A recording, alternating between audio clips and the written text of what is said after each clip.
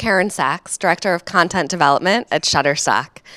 Welcome to our presentation of how to shoot stock. This is a presentation geared towards newbies, people who are new to shooting stock photography and creating illustrations for stock, people who have just come to Shutterstock for the first time.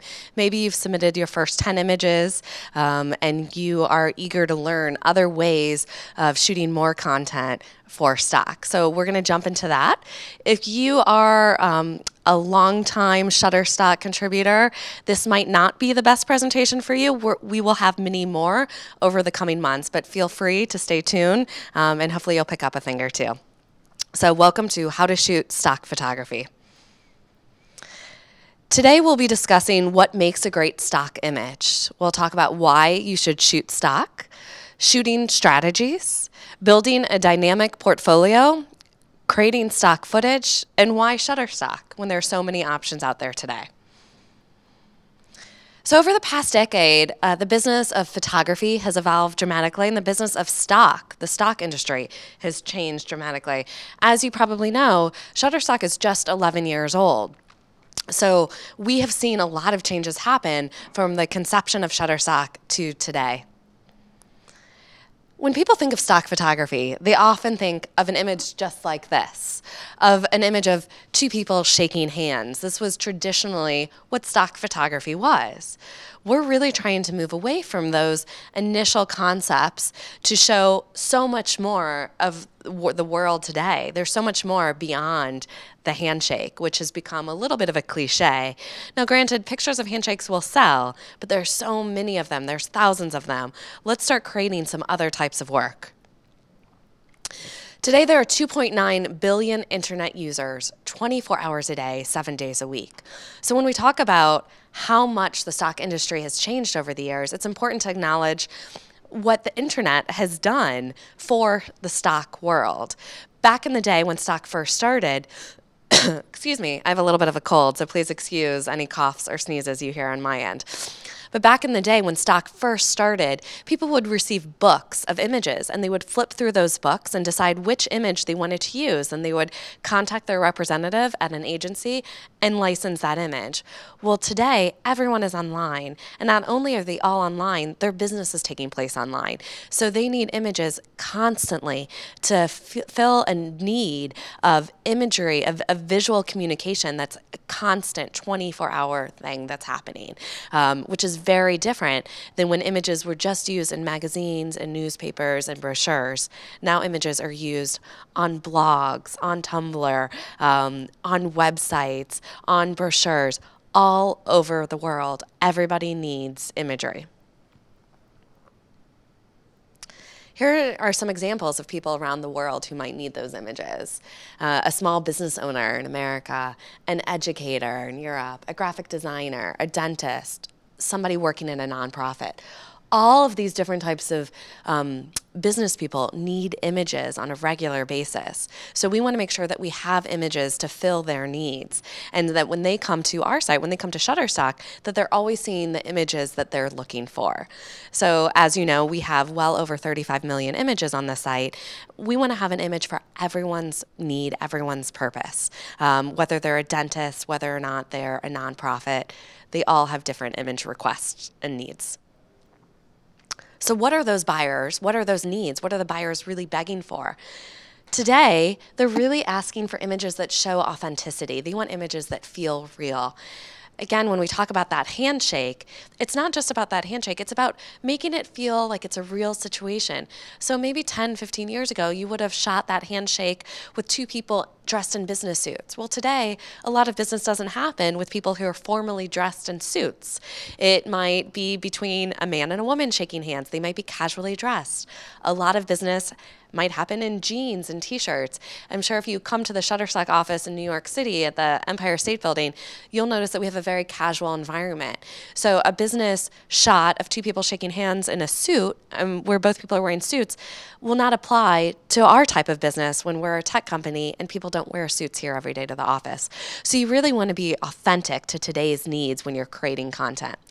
You want to show images that show cultural diversity. We want to see images of people from all over the world, all different types of people, different ethnic backgrounds, all different types of models should be included in your images. They all shouldn't look a certain way because the world today, as we know, isn't just one sort of way. We have lots of people from around the world. We want images that show local culture. Imagery that sells well on stock shows your world, the world around you, shows local content. So you might be living in Germany. We want to see images of the city in Germany in which you live. We don't want to see you create images that you think are more American or more Asian. Create imagery that depicts your world because you know it best. Show us the people that you're friends with, that you're connected to. Show us how you celebrate cultural celebrations. What do you do? What is different about your world? Because we guarantee that there is a buyer who is looking for those images. Every buyer in the world doesn't want images that look exactly the same. They want to show diversity because that's what the world is. Distinct variations from the same shoot. So instead of sending us the same image with a person's head the exact same way, show us variations. So maybe it's moving the head from left to right, or maybe it's actually moving the model around so that you're getting different emotions, evoking different themes from that same model. Show us variations because often a client, a customer will come to us and say, I really like this image, I like this model, I like the styling, but I want to know if there are other images from that same shoot. So give us everything. Send us everything for the same shoot. What we don't want you to do is send us an image of a man in a chair and he's just moving his head to the right and then to the left and you snap each one of those shots. That doesn't really show a true variation, but we want to see is the emotion on that man's face. We want to see how he interacts with the people around him or in his environment. Send us those variations, and we guarantee that more than one of those will sell, will be downloaded. And that also goes back to buyers looking for images that they just can't find anywhere else. We're building a distinct and unique collection, and we depend on you to help us create that. So send us images that are really special and different. You know the people around you the best. Take pictures of them in a way that no one else could. So what makes the perfect stock photo? I like to talk about this image here because it has so many different purposes. This image could be used for a bike company. It could be used for a fashion company. It could be used for an outdoor adventure, maybe a casual outdoor adventure company. It could be used to express the great wide open and adventure and spontaneity and exploration. It could also be used by a hair salon. So images that have multiple uses depicted by various emotions perform really well on Shutterstock. Images like this that leave room for copy, for text, are also helpful. Beautiful, breathtaking images showing exploration. Again, plenty of room for copy. Same as this image. The focus is really on the subject of the two birds, but there's plenty of room around for copy. There's a great focal point. The colors are vibrant. This image captures your attention. Strong, strong image. And an image like this is also interesting because it's anonymous. We have no idea who this woman is. We have no idea where she is or what she's looking out to. So this could be sold to resorts and vacation spots around the world. Anywhere where there's a beach might want to use this image.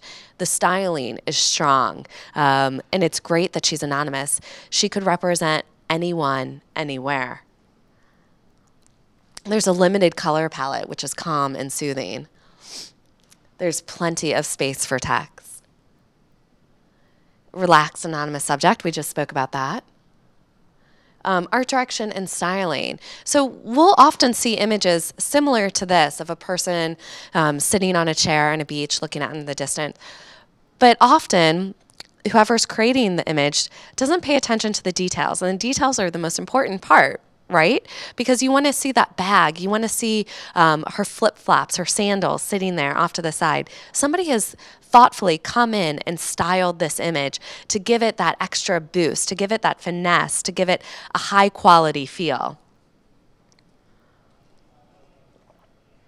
And all of that helps make this image a really strong performer on Shutterstock.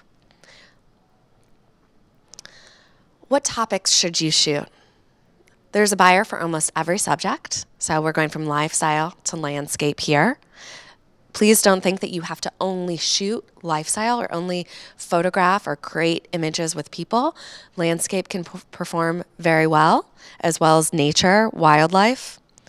But the thing to keep in mind is that broad concepts are consistently popular, because all of these images can be used in a wide, a variety of ways, which is exciting to us. So many different buyers can come and download these images for such different purposes. These are all strong images, great focal point on the subject. It's clear what the image is about, but you can interpret it in so many different ways. Love that image of the dog. And this is an example of showing us your world around you. Let us peek into your life. We don't want to see all people of one specific ethnic background. So we don't want you to create imagery that's just popular in America. We don't want you to create imagery that just focuses on Caucasian people. We want you to photograph your community, your world, real people doing real things. We also now work with editorial content. We have been taking in editorial content for a while, and we're starting to see even more of it. These are from the protests in Kiev in Ukraine. It's interesting to see how this editorial content was shot. It's very professional. We got it in a timely fashion, got it up on the site, and we were able to push it out very quickly. So if something happens around you, capture it, document it, and send us those images. We want to see, again, I'm going to keep repeating that, we want to see your world today. So what are some shoot strategies? It's important to scout locations. If you want to take a group of models to a location, go the day before, check it out. Make sure that the location will work. Make sure that you know what the lighting is so you can take the right equipment if equipment is needed. Test shoot. I'm a huge fan of test shooting. I think it's so important to do that. So whether you are cooking a meal and you're a food photographer, you're shooting with models, do some tests. Make sure that you like the way the light is coming down on the food, on the cake that you've just created. If you're working with a team, it's helpful to have some test shots to show the team so you're all on the same page. Make a shot list. A lot of people walk into shoots blind, meaning that they don't think through everything it is that they want to shoot. And then sometimes that turns into you taking kind of snappy, more tourist shots. You're traveling, let's say, to Paris, and you're going to just take a shot of the Eiffel Tower. Well, if you know you're going to Paris and you're going to be near the Eiffel Tower, why not write down a shot list of all the things near the Eiffel Tower that you want to shoot? So that could be one person standing in front of the Eiffel Tower. That could be a couple kissing in front of the Eiffel Tower. That could be a couple walking, a family playing. All the different things that you want to shoot that day, write it down so you can be sure to get it.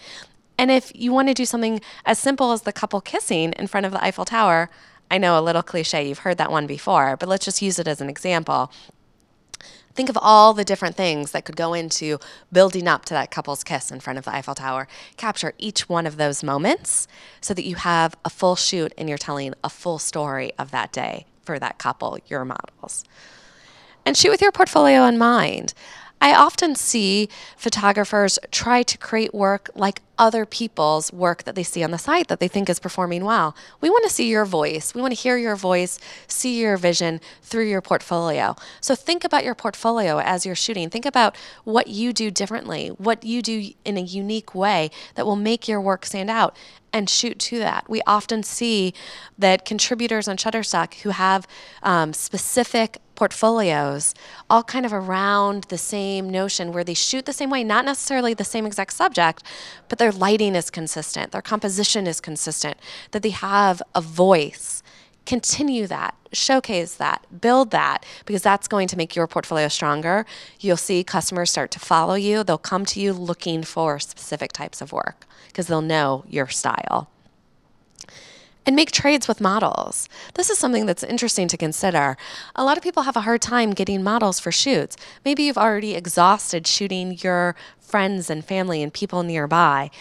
What if you want to shoot somebody else? What if you approach somebody walking down the street and you think they would be a perfect model for an idea you have or for a shot list you've already created, and this is the model just for you? But maybe you can't afford to pay that model. Make a trade. Maybe it's a model who's really trying to make it as a model and they need headshots. Maybe there's something else that you can trade with them so that they can pose for you and model for you for your next shoot. So we spoke earlier about shooting different angles or variations. So while it might look, by looking at these two images, that the only difference is her head is tilted, actually, what we're seeing here is a completely different emotion being conveyed by this model. She's looking straight at the camera in one shot, and the next, she's looking off into the distance. Her arms are different. She's leaning into her hand. She's conveying a completely different emotion. Same shoot, two very, very strong images that each can be used by customers. So we talked about building a team. Super important to think about a team. Maybe you're not good at everything, although some people like to think they are. Maybe you love food photography. I love food photography. I'm not always so good at baking or cooking or preparing the meal. So why not team up with a food stylist? Maybe you don't know a food stylist, but you know a great baker. You know a great cook, a great chef. You have a friend who loves to cook, or maybe your mother loves to cook. Team up together so you can get really strong images of well-crafted, well-made food. It's nice to have that team. It's nice to have another set of eyes on the work. Going back to that image we talked about of the woman sitting on the chair looking out into the distance at the beach, an image like that takes more than one person. It's not just about the photographer capturing that moment. It's about somebody with a stylist sensibility, knowing to style the bags just so, not knowing to style the flip-flops. You want to think about all the components of that one image to make it a strong selling image. We spoke earlier about making a trade with a model. So let's talk about models a little bit more. It's important anytime you work with a model that you get a model release. And you can go to Shutterstock.com, you can go to our legal center and download our model releases for both minors and for adults in multiple languages. I believe we have them in about, 15, 20? We have them in 14 different languages. So whatever language you speak, look at that drop-down list and download the appropriate release. It'll help you as you're out there photographing models. And it's important to have the release because it's a written agreement between the artist, the contributor, and the model. Or you might need a property release. We also have property releases on our site too. Again, it's important to have that agreement between the photographer and the person who owns the property in which you're shooting. So why? Why do you want to release? Well, models have a right to privacy, and it helps against defamation. So we want to make sure that that model has agreed to be in that image that you are going to make commercial income from. It protects the customers and the artists against lawsuits, and it's a requirement for commercial use of images. If you are an editorial photographer, for instance, those images that we showed you of the Ukraine that were shot in the Ukraine, those images are editorial. We do not need releases for those images. It would be near impossible to get releases at that time when protests are breaking out, and we understand that. That means those images will be used in an editorial manner for magazines or newspapers. But if you want to sell your images commercially, if you want to license them commercially through Shutterstock, we'll need releases. If you have releases from other agencies, that's okay too. We just want to make sure that you always have the model signature, your signature, the photographer's signature, and a witness signature. All three signatures are needed to upload a release. So we touched on this briefly, building a dynamic portfolio, shooting what you know and create your own style. I can't stress that enough. It is so important that when you begin to build your portfolio that you really show your unique style. It helps you stand out from the crowd. Here's an example of images that were created by an illustrator, and they all work together. You really can get to know this person's style and their unique vision. Here's another example of nature images. This is a contributor from Sweden. Again, all of those images, very natural, beautiful lighting, great composition, great focus. It really stands out as a strong portfolio.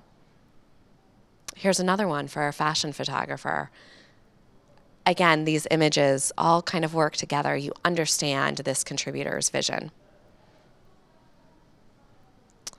So steps to submitting your content. If you haven't already, and I'm sure if you're on the line watching us, you already have done this. You've gone to submit.shutterstock.com and you've uploaded 10 images with footage clips. These should be between 5 and 60 seconds. You want to upload your government-issued photo ID, and you want to keyword and provide descriptions for each clip or image in the content editor. Keywording is something that we take really seriously, and the reason is keywording allows your images to be found and to be seen by customers. So while there is a minimum of 7 keywords, we recommend that you do many more keywords than just 7. So that could be about 20 to 40 keywords. So somebody might be searching for businessman. It's important that you include all the different types of words that could go into describing a businessman. So here's a person searching, and maybe they're searching business success, smiling, meeting, corporate investor, Hispanic executive, confident professional, daytime portrait. All of these words are important to use for an image describing a businessman. You want to try to sit there and think of all the different words that help a customer find your image. Again, think millions of images. How are we going to make your image stand out? How are we going to get the right image in the hands of somebody who's looking just for it? And the keywords play a really big part. So take this part seriously. We have a keyword suggestion tool that will help you keyword your images. You can find other images that are similar to yours. It'll tell you words used to describe those images, and then you can cut and paste those words into the keyword tool to further add keywords to each one of your images.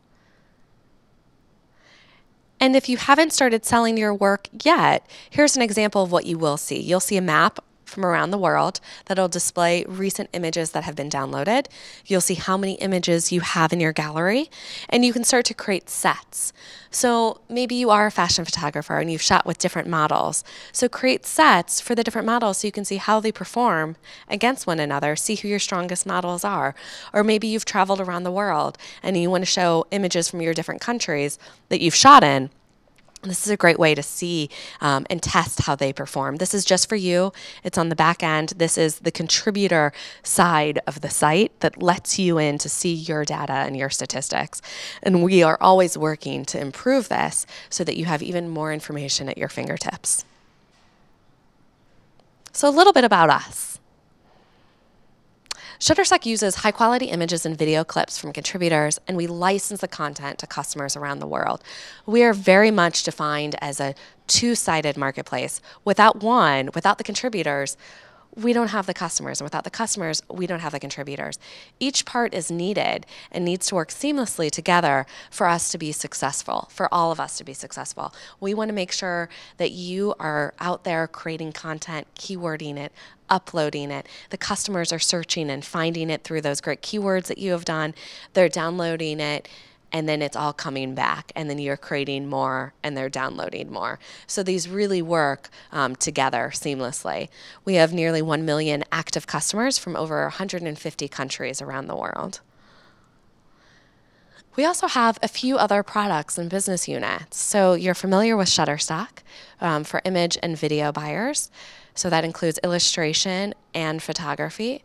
We also have Offset, a recently launched new business for high-end photography and illustration. If you haven't seen Offset yet, please go to offset.com. And if you're interested in applying, there's a link at the bottom of the page where you can apply to become an Offset artist. SkillFeed. SkillFeed is a great way to learn more skills, whether it is Photoshop skills, lighting skills, anything related to footage, anything related to creating stock, to photography in general. You can go to Skillfeed, search for courses, and watch and learn. It's a great program to use, a great site. And then we also own Big Stock, which is our more budget-friendly site for stock photography. And we recently launched footage on it as well. And we have paid out over $200 million in royalties to our contributors since 2003. We strongly, firmly believe in our contributors. We believe in you. We want to see you succeed, and we want to help you create content that can be seen and showcased around the world. We've had over 400 million downloads from high-res photos, illustrations, and video from over 60,000 artists. And if you're looking to learn even more, we suggest that you go to the site and download our Contributor Success Guide. It's a great way to pick up even more tips and tricks of the trade to learn how to better create your content. And we do have a referral program. So if you have friends, if you have a network of people that you think would be good contributors to Shutterstock, we suggest that you sign up for a referral program so that you can earn money every time they upload images and those images are downloaded and sold. And you can learn more about us at submit.shutterstock.com. We're going to stop and take a few questions. So please go ahead and ask any questions that you have, and we hope to answer all of them. Thank you so much. We hope you enjoyed this. We have the first question that's about the difference between editorial and commercial, specifically with regard to demand and pricing. The question is about editorial and commercial, specifically in regards to demand and pricing. Everything on Shutterstock is treated the same.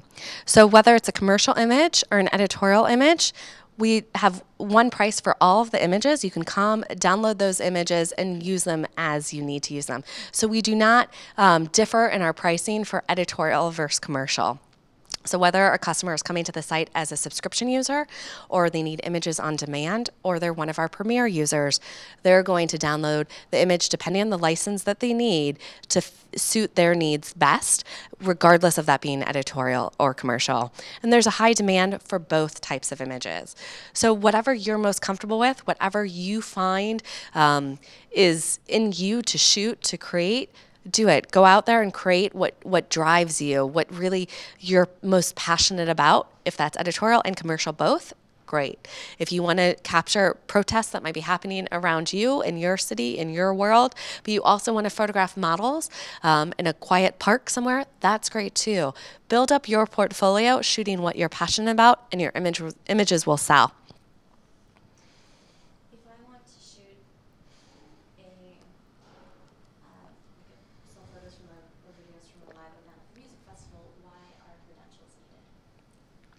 So if you're going to attend a concert at a music venue, we require that you have credentials to show that you had permission to be in there to photograph and to document that event. We're actually going to be doing another live stream in January with Sejal, who is a lawyer on the content team, and she'll be going over all of this. So we hope that you'll tune in next month after the new year to learn even more about credentials, about releases, and the requirements for each.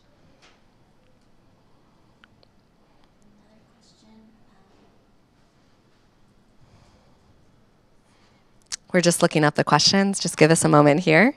I hear Shutterstock does not accept photos from the same serial due to poor lighting. Do you carry model releases around with you in the home language if you want to shoot someone while traveling? The question is, should you carry model releases around in the native language while you're traveling? Absolutely. Always have model releases on you, whether it's through an easy release app or through the model releases on Shutterstock or through our app. It's great to have releases on you in the language of the people where you are visiting. So if you live in Germany and you are going to France, have releases in French. Have releases that fit the language of the people where you are, not necessarily your native language. As a new contributor, what type of images should be submitted for getting selected? We ask that you submit your strongest images. We want you to have a seamless experience when you upload your first 10 images. Excuse me. So upload images that best describe you, best showcase your work, and are strong. Blow those images up to 100%. Look at the focus. Make sure that they're in focus. Look for noise artifacts. Look for any logos or trademarks. These are all issues that might come up during the review process. So we want you to take care of those now. So if there is a Nike logo in an image that you're uploading, before you submit it, get rid of that Nike logo, retouch it. Look at each one of your 10 images. Make sure that they meet our standards, which you can read about on submit.shutterstock.com, and then keyword them appropriately, and then go ahead and upload them. Make sure that they're associated with model releases, all of which you can do through the content editor. Do HDR edited images sell well as stock? Do HDR edited images sell well as stock? To my knowledge, yes, they do. What happens when a model requests that you remove their photo or videos? If they sign the model release and you pay them for their services, but then they change their mind? The question is, what happens if your model changes their mind and no longer wants the images being sold? That is a great question that we'll answer next month in our legal live stream, which is January 8th. And if that is a problem, we really want you to be happy. We want the models to be happy. We'll look at the model release, and if there's a concern or issue at the model release, we'll address it directly with you. But hopefully that will not be a problem. If you use one of my images on your site and it sells, can I still sell it to one of your competitors? The question is, if one of your images on Shutterstock sells, can it still sell through a competitor? Absolutely. Shutterstock is non-exclusive. We believe in being non-exclusive. And what that means is you can upload your images to our site and you can have them on other sites. Other sites might be exclusive, but Shutterstock is non-exclusive. We want to see you make as much money as you possibly can off your images.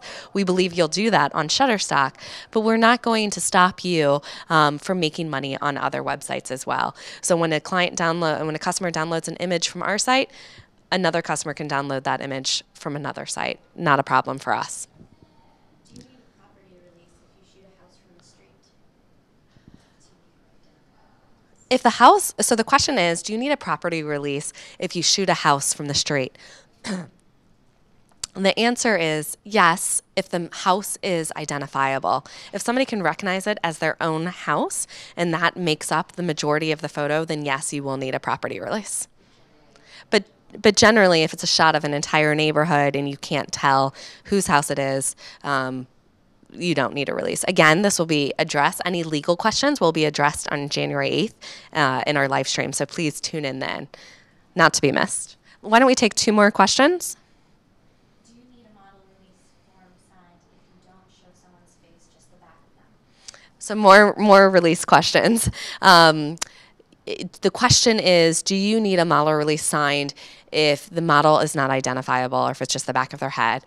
The rule of thumb is only if the model is identifiable. I like to say that if someone's mother could recognize them, then you need the model release. So that would mean that the person could recognize themselves and the mother could recognize themselves, then you do need a release. But if a person is not identifiable, meaning that if you just shoot the back of my head and we didn't know it was me, we would not need a model release. Is the photograph on your driver's license okay? And there's some questions around your driver's license or ID. The question is about the image on your driver's license. I think it's for an ID question, which it should be fine, the image on your driver's license, if you want to upload that to show us who you are when we request a state-issued ID. One more question here. To what extent do we need permission from our subjects? Even in some of the photos you displayed, I know every person was asking for permission. So in every image we displayed, the person was asked for permission or signed a model release, except for those images in the Ukraine. Those were editorial images. But if we're selling the images commercially and the person is recognizable and identifiable, then the release was signed. Absolutely. Is there any special video camera or photography camera that you recommend us to use? That's a great question. The question is there any special camera whether it's video or for stills, that we recommend you use. We don't recommend a specific camera. We recommend that you take images and create content that's the largest file size that you can. I suggest that you go to the forums on the Shutterstock website and look there to see what other contributors are using, what their equipment is, and learn from them about what works best. But we don't specifically recommend any specific camera other than maybe don't use a point and shoot camera. Try to go for a digital SLR. Thank you so much for tuning in. We hope you enjoyed this live stream, and we look forward to doing many, many more with you. Again, January 8th will be the live stream for any legal questions that you might have, and I'll be back for more. Take care. Have a great day. We'll see you soon. Thank you.